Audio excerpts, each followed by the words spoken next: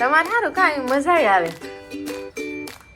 એટલે તારું કહેવાનો મતલબ શું છે? તું એક કામ કર, તું છે ને ભાઈ 10 દિવસ છે ને તારે 9 વાગે ઉઠવાનું.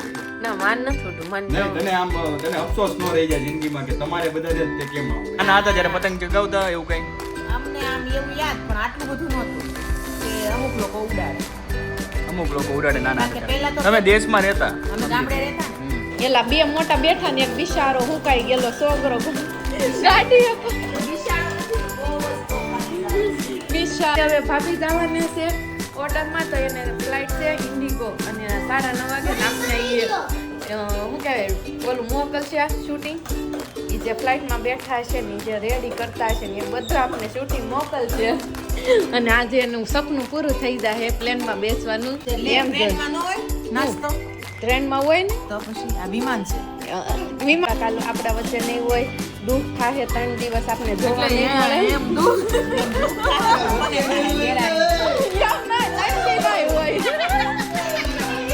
તો ગુડ મોર્નિંગ, જય શ્રી કૃષ્ણ, જય યોગેશ્વર, હર હર મહાદેવ. અને હું આવી અહીંયા ઉપર તો જોયું હજી રાહુલ રેડી જ થાય છે. જાગ્યા હતા 7 વાગ્યાના અને અત્યારે વાગી ગયા છે 8:30. તો તમે આ 1.5 કલાક શું કર્યું? બેડ માળો ટાઈશો ને આમથી આમને આમથી આમને. 1.5 કલાકે આમ પાસ ટાઈમ જોઈ. જાગ્યા પછી ઓલું કે મનથી જાગવા માટે આમ તો જાગી જવું પણ એમાં શું છે, રોજ તો આપણે જાગતો હોય સવારે એટલે તરત જાગો ને ભાગો એવું હોય. આજે એકદમ નિરાતે આમ જો રોજના ટાઈમે જાગ્યો અને નિરાતે બેઠો છે ને મજા લીધી. મજા તમારે સારું કાંઈ મજા આવે.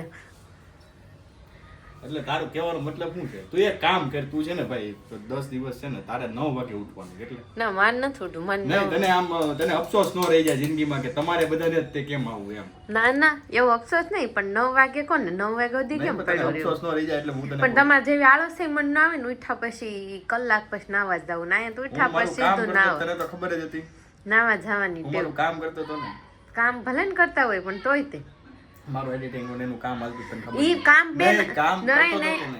એટલે ઉઠીને સીધું કામ નાયા વગર હા, એસે કોણ કાર્ય કરતા એસા કોઈ નહીં કરતા. સવારમાં એટલા ફ્રેશ વિચાર હોય ને આપડા અને ફ્રેશ માઇન્ડ હોય ને એટલે છે ને તમારું એડિટિંગ ને બધું છે ને બહુ જોરદાર થાય. અચ્છા એવું છે. નવા વિચારો આવે તમારા. તો હવે તમે 4 વાગે એવું મમ્મીએ મને કીધું છે. હા પણ મમ્મી કીધું હવે મારું સાંભળો તમે હા બોલ.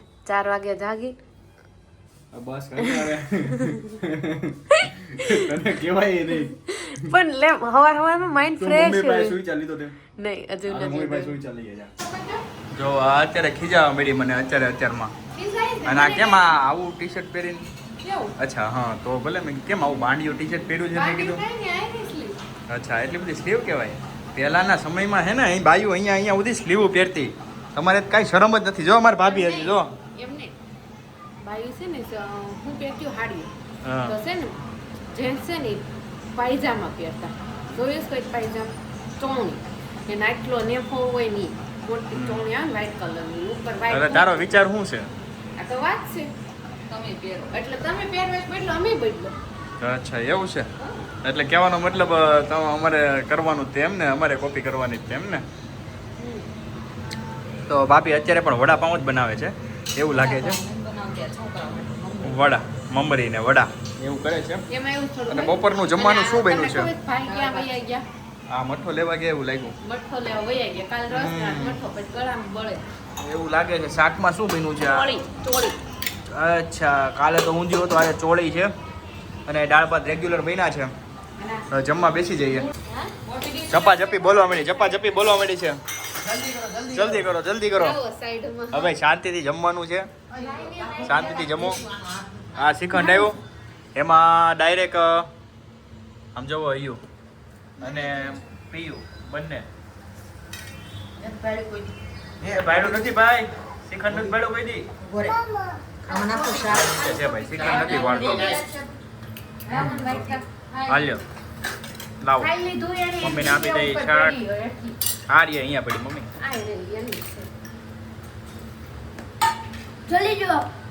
તો હવે આપણે જઈએ.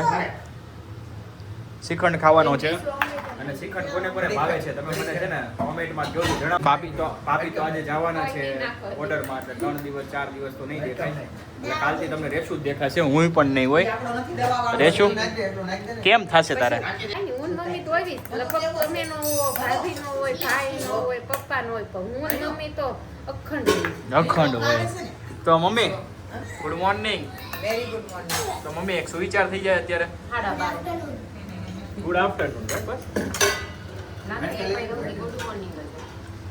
દાળ દાળ વાઈટ કાર્ડ નથી. કર્મ કરવું ને એ મહત્વનું નથી, પણ કયું કર્મ કરવું એ ખૂબ વિચાર જેવું છે, દાળ. મહત્વની વાત છે. વાહ સરસ સરસ એકદમ સરસ તમે સુવિચારો છે. તો અત્યારે ઓલરેડી વાગી ગયા છે 5 અને 5 વાગ્યામાં હજી 10 મિનિટની વાર છે. અને મમ્મી આજે તો ઘર સૂનું સૂનું થઈ ગયું એવું લાગે છે. મહેમાનો વગરનું ઘર સૂનું લાગે. આપણને એમ કેમ છે કે એક દિવસમાં બધા કોઈ ન હોય ઘરે તો એમ લાગે કે હાવ સૂનું સૂનું ને એકલા એકલા હોય એવું જ લાગે. બધાને વચ્ચે રહીને આપણે જાજા માણસ કર્યા હમ. એમાં શું છે, અત્યારે તને સોનું શું કરવા લાગે છે? હા.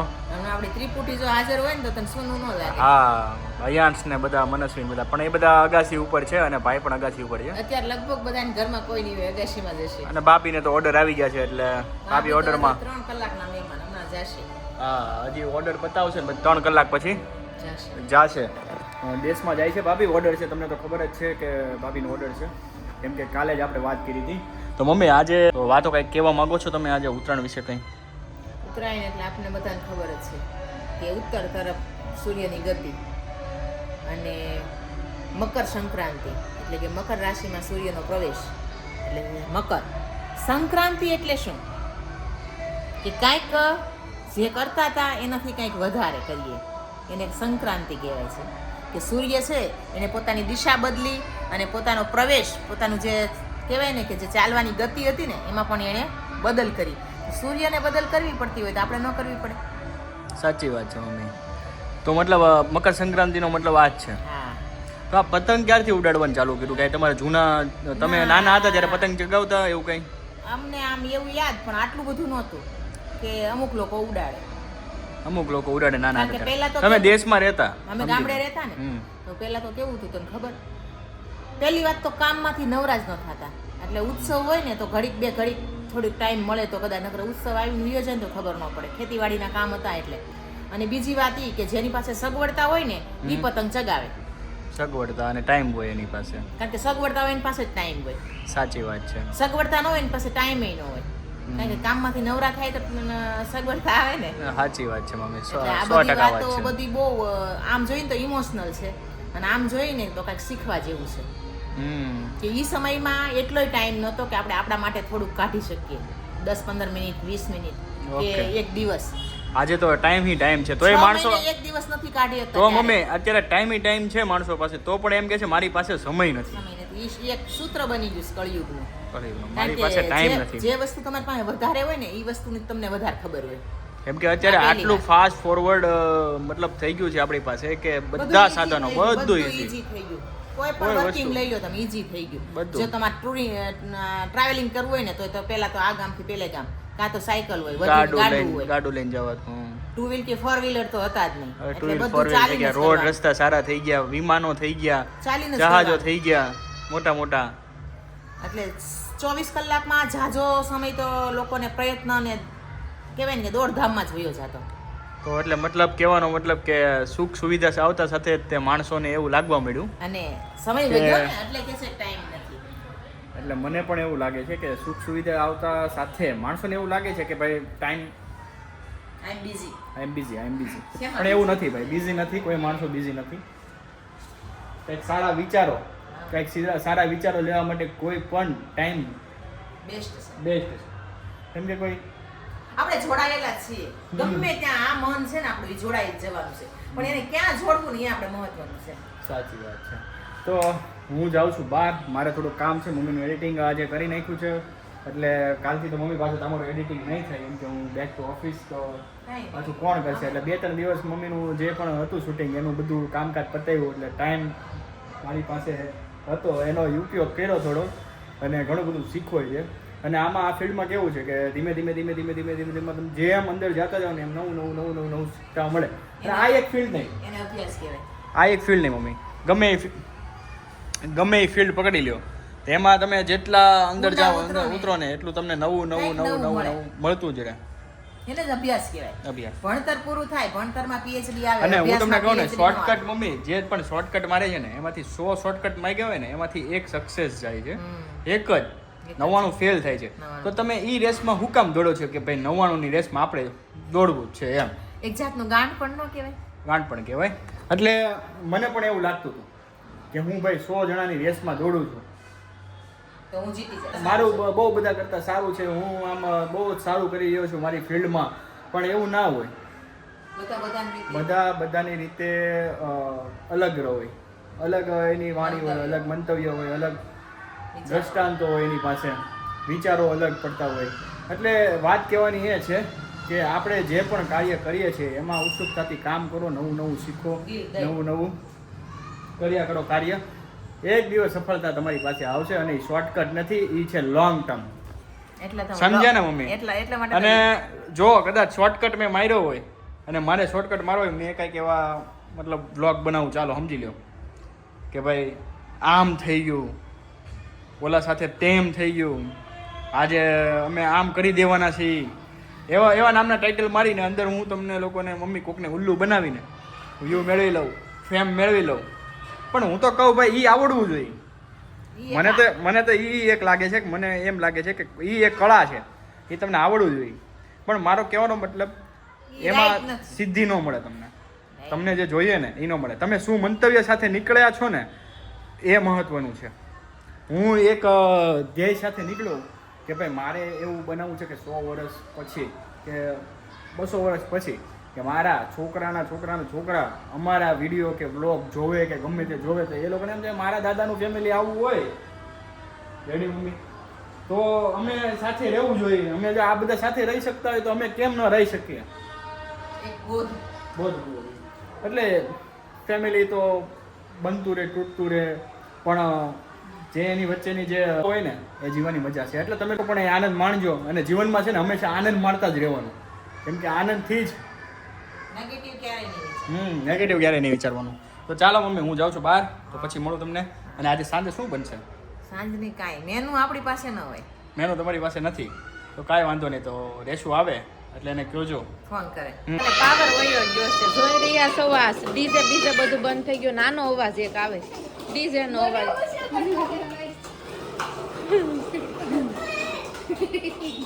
કેમ તમને બહુ લીધા? એટલે કેમ લીધા તમે?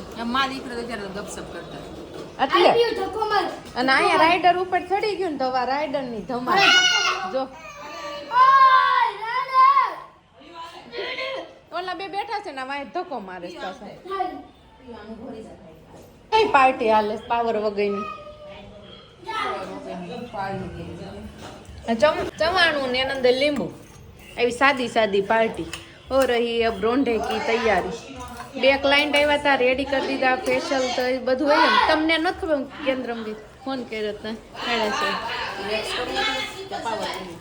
મને ખબર, અને તમે ફોન કર્યો ઘડી જ તરત. અરે વાહ, ગાડી નાની ને છોકરા જ આવે. માર ધકો માર ધકો માર ધકો. એલા બે મોટા બેઠા ને એક બિચારો હુકાઈ ગયેલો છોકરો ગાડી બિચારો. અંજો એને કેટલો શોખ છે. સાચી વાત છે, નરક પદુડા કહેવાય. તો તમારે ભાભી દેશમાં જવાનું કેટલા વાગ્યાનો ટાઈમ છે? 9:30 વાગે ગો. ફ્લાઇટ છે 9:30 વાગ્યાની ફ્લાઇટ છે. તમે કઈ ફ્લાઇટ છે? ઉભો રહે, ઈકુ છે. 9:30 વાગે કઈ ફ્લાઇટ છે તમારે? ઇન્ડિગો.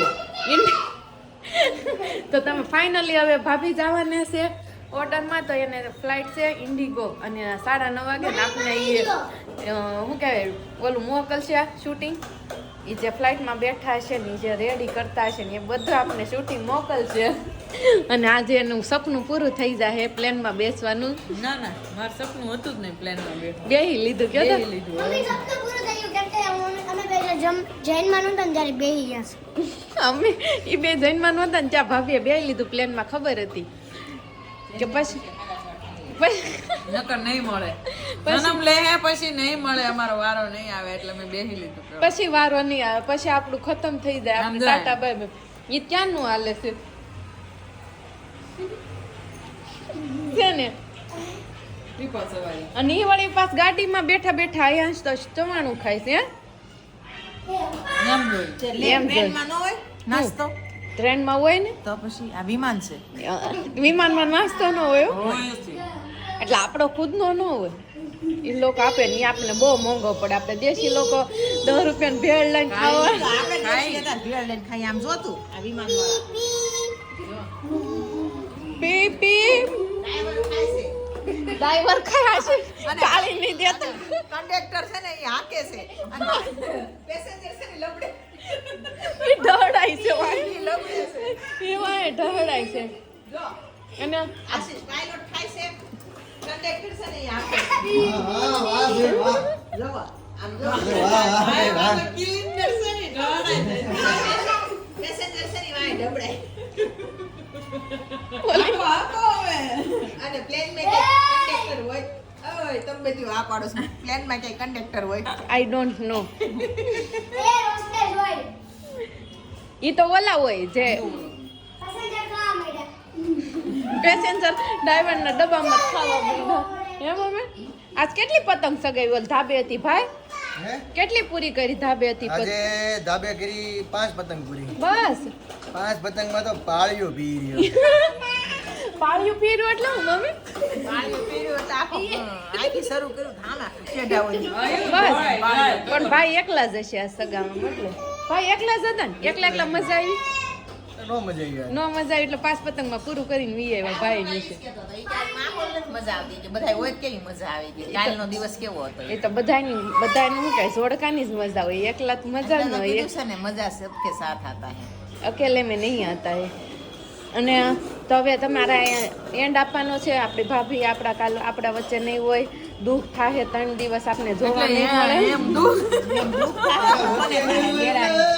એમ ના 3 દિવસ હોય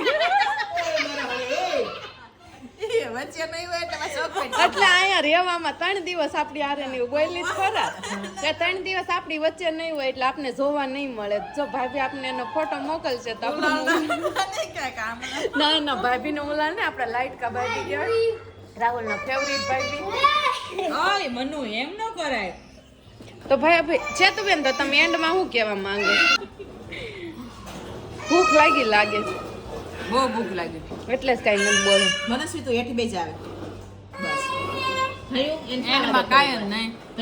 એ જગ્યાએ ઊભી રાખીને થોડુંક આજનો દિવસ આવો કાંઈ નથી કર્યું, ખાલી રાંધું ને બપોર પછી તૈયાર કર્યા. આજનો દિવસ વાસી ઉત્તરાયણ હતી, એને સાયકલ આપી દે પૂરો થયો.